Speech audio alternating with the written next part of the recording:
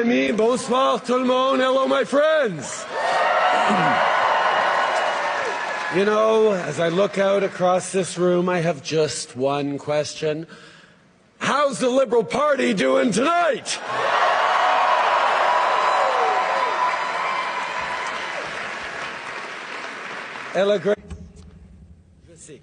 Ella Grace, I know that these last few years haven't been easy for Sav. Hey, Adrian, yourself. Thank you for having been so patient with me, even when I was stressed, when I was traveling too much, when I couldn't think about anything other than work. But please know that in the most difficult times, you inspired me. You gave me courage. You reminded me that I should focus on what was really important and not what was just urgent. Being Prime Minister of this country has been the honour of my life, but I'm so looking forward to redevoting myself to my most important role, that of father. I'm proud of the three of you, and I love you above all. Now, sit down. Now, I can imagine that you're all expecting me to stand up and talk about all that we've accomplished together. And don't get me wrong, I am damn proud of what we've done over these past 10 years for the middle class and people working hard to join it. But tonight is about our future as a party, as a country. Now, I know that we as Liberals, as a government, often get criticized by our friends for not taking a victory lap after we get something big done. We do something really big, and then we move on right away to the next challenge.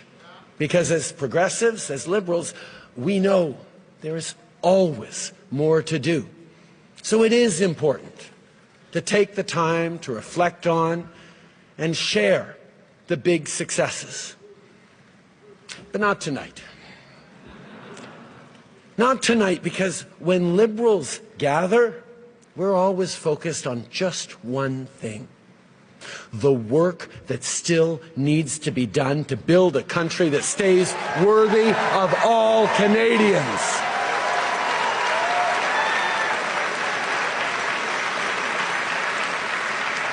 And simply put, that's the work of a lifetime for each and every one of us. It's very simple. Liberals are dedicated to making this country even better, not because we think it's broken, but because we have an opportunity and therefore a responsibility to ensure that Canada stays the best country on earth.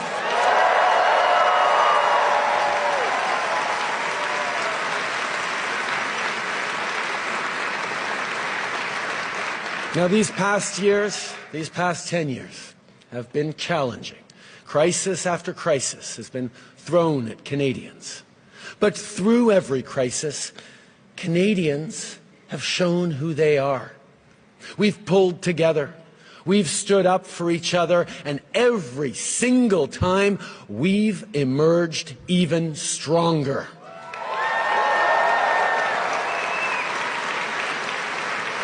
And now, as Canadians face from our neighbour an existential challenge, an economic crisis, Canadians are showing exactly what we are made of.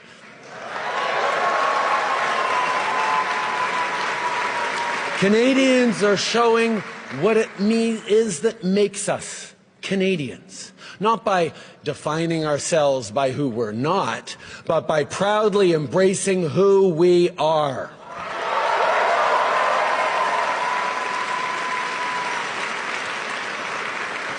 We're a country that knows that standing up for everyone's fundamental rights is the only way to protect our freedom.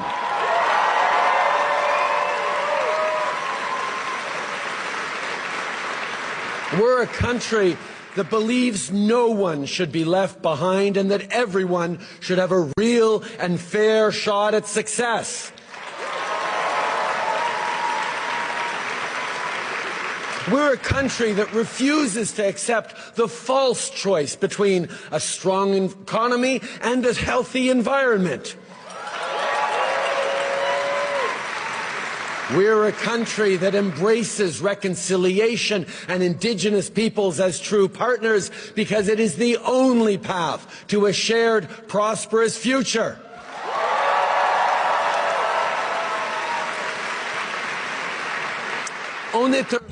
We are a country that promotes its culture and protects its heritage. We're a country that breathes life into the French language and is heard across the world. We're a country that celebrates its diversity and draws strength from its differences. We're a country that celebrates the right of each and every person to be who they want to be, to pray as they pray, and love whom they love.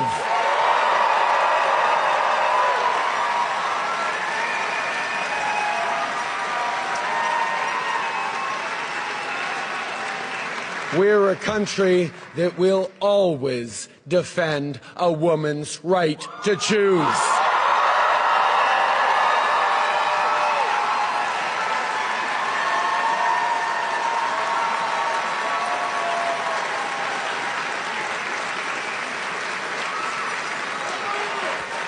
And we're a country that will be diplomatic when we can, but fight when we must, elbows up.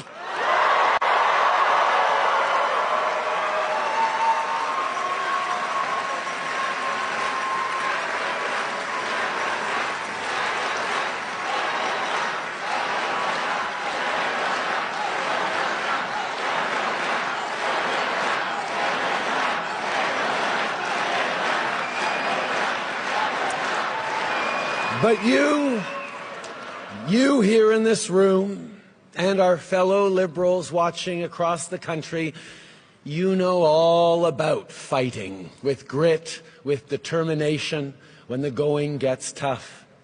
You remember where we were 15 years ago with just 35 seats in the House.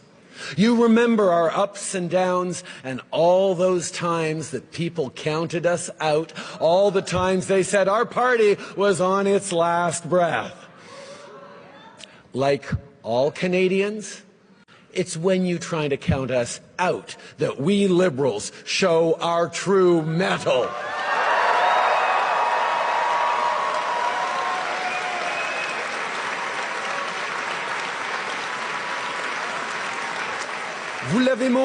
You showed this in 2015, 2019, and again in 2021. You mobilized. You knocked on doors. You did it in the rain, in a heat wave, in the freezing cold. You did it in the middle of a pandemic, wearing a mask. You fought for your country, and you've changed it for the better.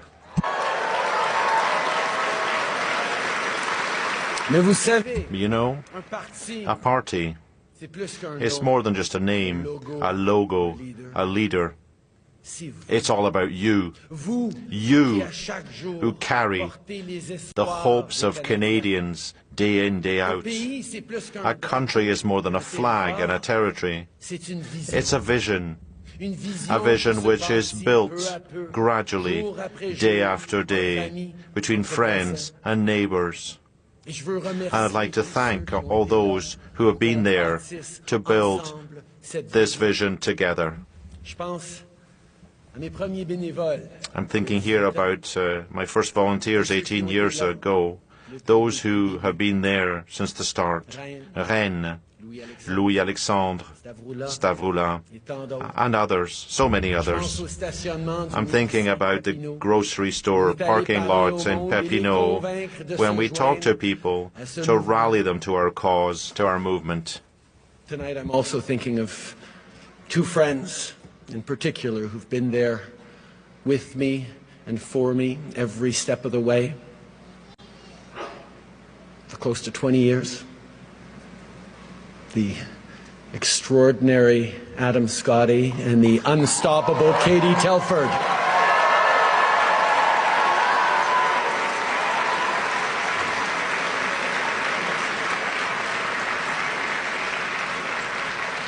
Now, as I look at all of you in this room, no speech could be enough to thank you all as much as I'd like to, as much as you should be.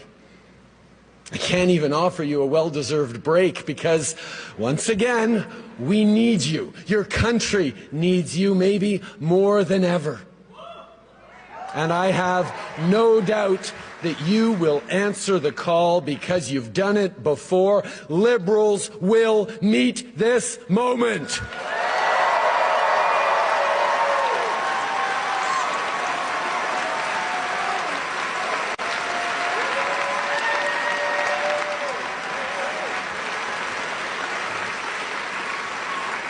And make no mistake, this is a nation-defining moment. Democracy is not a given. Freedom is not a given. Even Canada is not a given. None of those happen by accident. None of them will continue without effort. It takes courage. It takes sacrifice. It takes hope and hard work.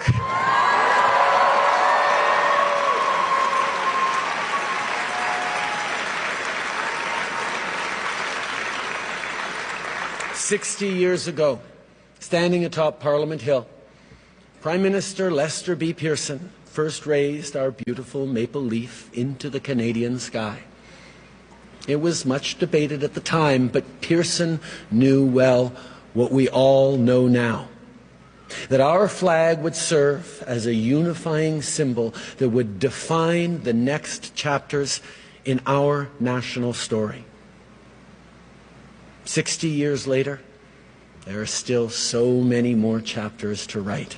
And I can tell you, the world is looking to see what Canadians will do.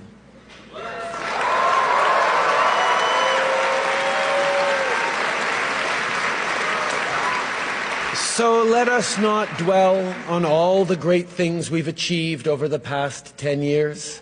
Let us aspire instead to achieve even more over the next 10 years and the decades to come.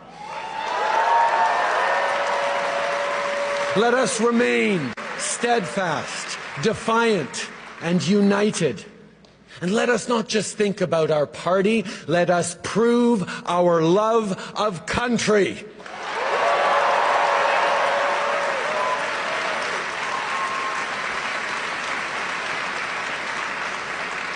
As your leader, as your Prime Minister, I have done my level best each and every single day to help build a country that stays worthy of all Canadians.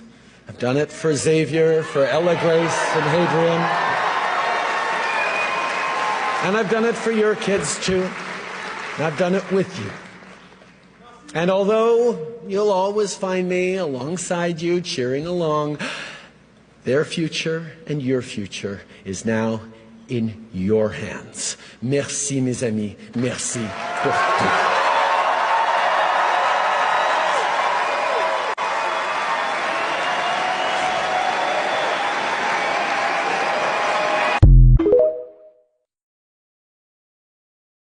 I've been trying hard to live the life of a normal teenager, but I think you can imagine it's not that simple of a task.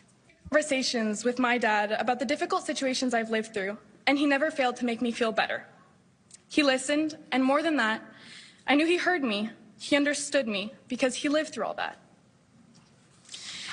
The only difference is that back then there was no social media. Imagine constantly seeing your dad or even news about him as you scroll through your feed. I gotta say, I'm looking forward to seeing more of him at home and less of him online.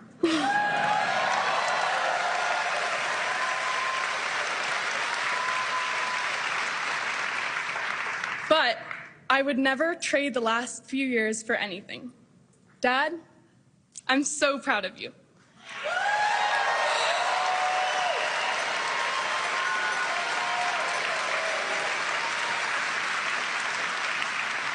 I'm so proud to have seen you fight for our country, for what you believe in, for what we in this room believe in. Extremely grateful to have lived these experiences and grateful to those around me who have made it even just a little bit easier. Je suis tellement chanceuse d'avoir pu vivre. I'm so lucky to have been able to experience so much, to meet so many extraordinary people, to see so many beautiful things and places. Memories I've made, it be at Harrington Lake, on official trips, or even just at home. And I'm really looking forward to making some new memories of a different kind.